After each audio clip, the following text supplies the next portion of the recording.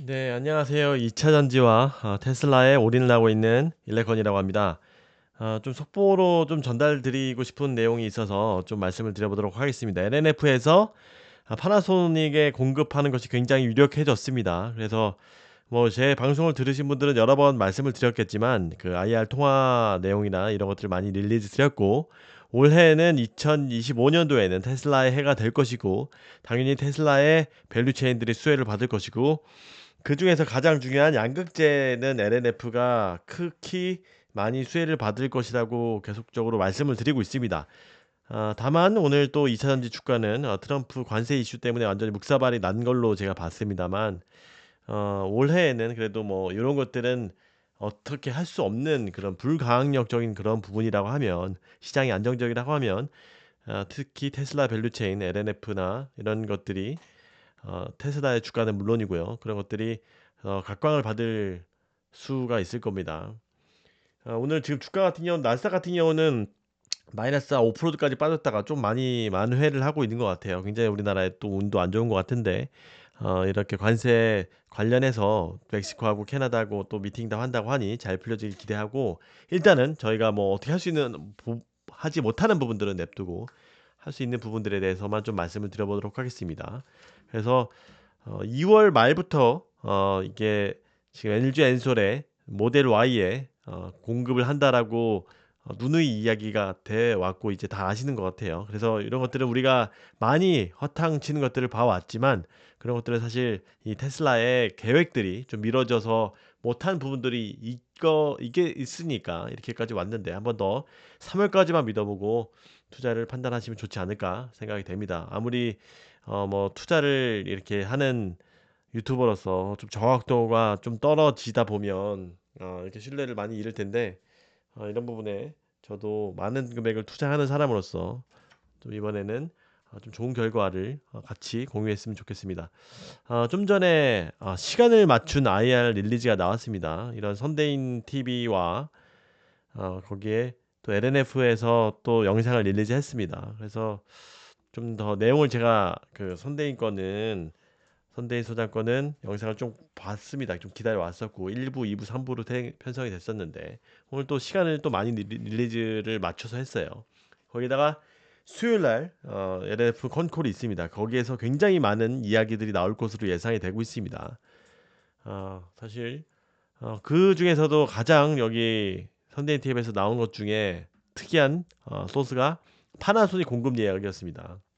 뭐 물론 확실하게 그런 것들에 대해서는 언급하진 못했지만 당연히 공급한다고 지금 더 확신이 들었습니다. 물론 IR 통화에서도 많은 금액, 많은 그런 히스토리를 통해서 일본에 공급적으로 그 주기적으로 매월 일정량들을 납품을 해오는 그런 데이터들이 있습니다. 몇천 톤 정도 이렇게 몇백 톤, 때로는 몇천 톤 이렇게 공급을 해왔었는데, 그런 것들은 이런 것들이 파나소닉에 납품을 트라이하는 그런 부분이었었죠. 그런 것들이 이제 체결이 얼마 남지 않았다, 그런 이야기들을 해 주시는 것들을 느낌을 받았습니다. 그리고 물론 이런 것들이 IR에서 이야기할 정도면, 살짝 흘릴 정도면 굉장히 많은 이런 성사까지 와 있다는 이야기입니다. 그래서 물론 일본의 특유의 그런 신중함으로 이런 것들이 계속 미뤄지고 또 미뤄지고 있는 상황인 것 같지만, 이제 더 이상 미룰 수는 있는 상황은 아닙니다. 왜냐?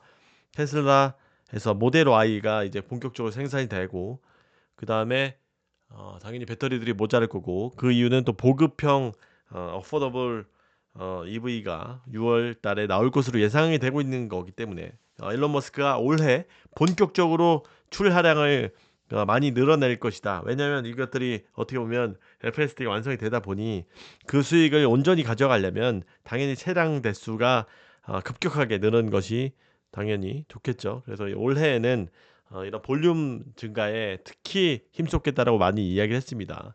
그런 상황에서 배터리도 부족하다고 이야기를 했고요. 여기 그 이사가 했던 이야기 중에서 굉장히 또 눈여겨볼 거는, 테슬라는 미국에서는 대부분 파나소닉 배터리만 사용을 하는 겁니다. 저희가 다 아는 내용이긴 하죠.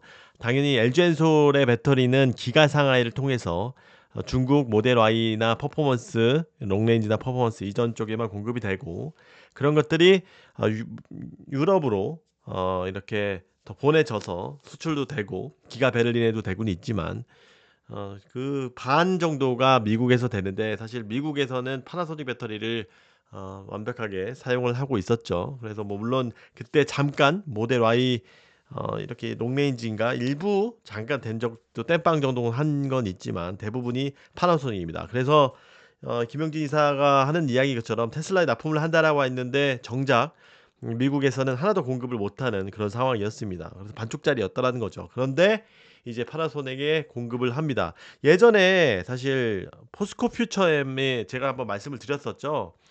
포스코 퓨처엠의 공시가 한 2조짜리 공시가 있었었는데 그것들이 이런 것들이 어, 어디죠?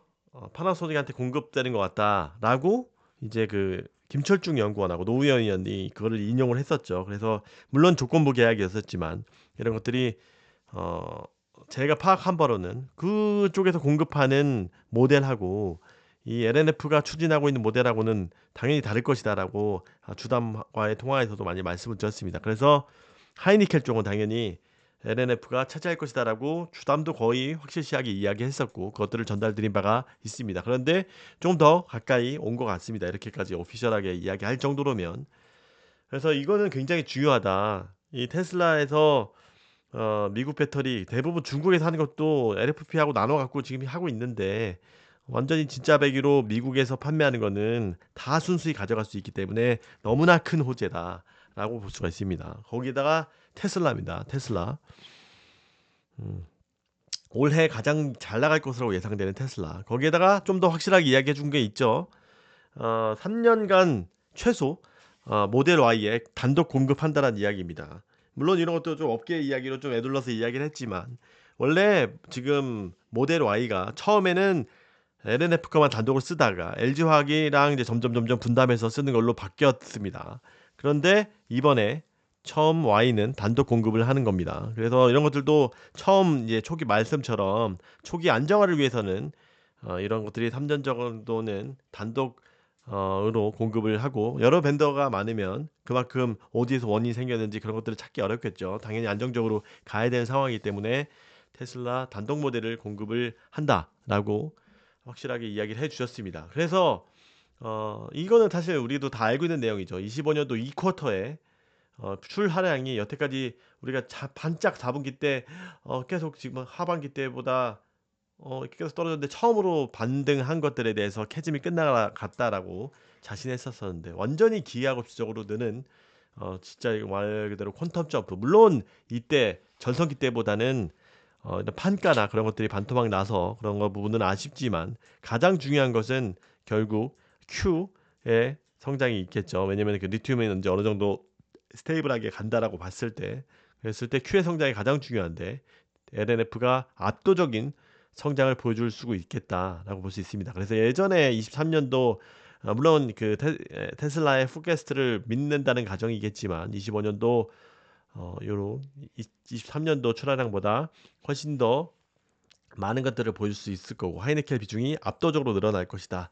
그리고 그동안 괴롭혀왔던 미드니켈 부분에서 비중이 점점 더 작아지니까 그런 부분에서도 일단 빅베스로 4분기 때 떨어낸 부분도 있고 좀 더 이런 것들이 본격적으로 실적에 더 좋은 영향을 미칠 것이라고 봅니다.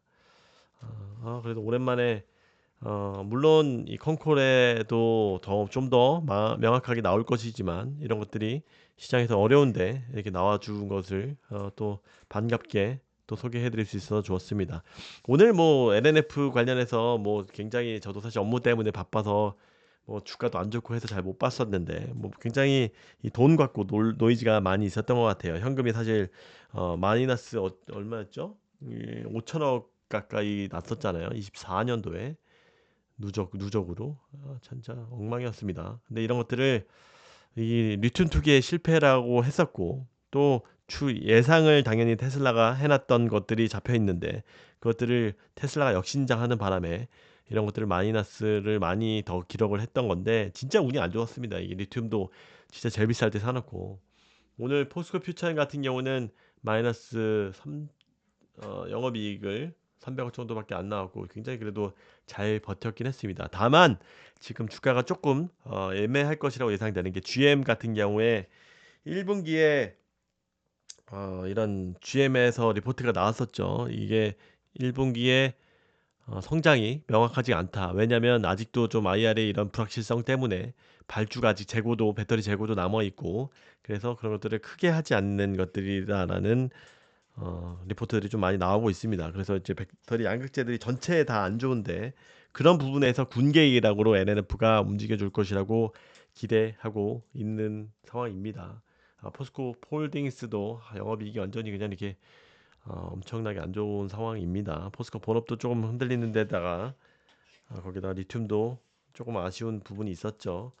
그래서 이 부분이 오늘은 좀 단독으로 말씀을 드리고 싶었던 부분이 거고, 요거는 LG화학 관련해서도 여기 또 중요한 포인트가 있었습니다. 사실 LG화학에서 발표한 것 중에 이 다른 것들은 그렇다 치고 양극재 캐파를 다 줄어들인 거는 뭐 다 어쩔 수 없는 상황인데, 올해 보급형 모델에 대해서 이게 LG화학이 공급한다는 식으로 나왔었죠. 제 텔레그램에도 옮겨드렸었지만 그 GM의 엔트리 모델이나 이 테슬라의 보급형 모델에도 채택될 것을 노력을 하고 있다라고 했을 때, 이런 거 LFP하고 분명히 이제 LG엔솔 밸류체인이 합류를 한다라는 이야기예요.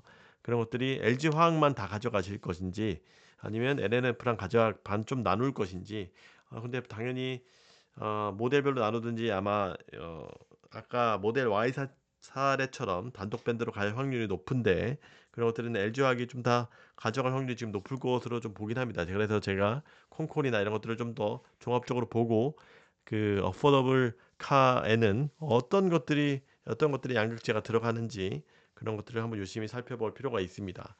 그런데 오늘 이야기할 것은 파나소닉이 진짜 미국에서는 너무나 중요한 벤더인데 드디어 결실을 맺는 상황이 온 것 같아서, 네, 제가 ONF를 밀어왔던 사람으로서 물론 양극재 전체가 다 같이 잘 되는 게 PER을 같이 배수를 적용받는 입장에서 좋은 상황인데, 그나마 좀 단비 같은 소식을 전달 드릴 수 있어서 기분이 좋습니다. 네, 이상 오늘 여기까지 또 말씀을 드리고, 지금 사실 그 트럼프 이슈는 어떻게 보면 다 맞을 수밖에 없는 진짜 불가항력적인 상황까지 왔었잖아. 이걸 예측할 수도 있는 것도 아니고. 그래서 우리는 다시 본질을 좀 돌아가서 이런 것들을 3월까지만 믿어보는 그런 스탠스로 좀 진행해 보셨으면 좋겠습니다. 감사합니다. 안녕히 계세요. 구독, 좋아요, 알림 설정 부탁드립니다. 감사합니다.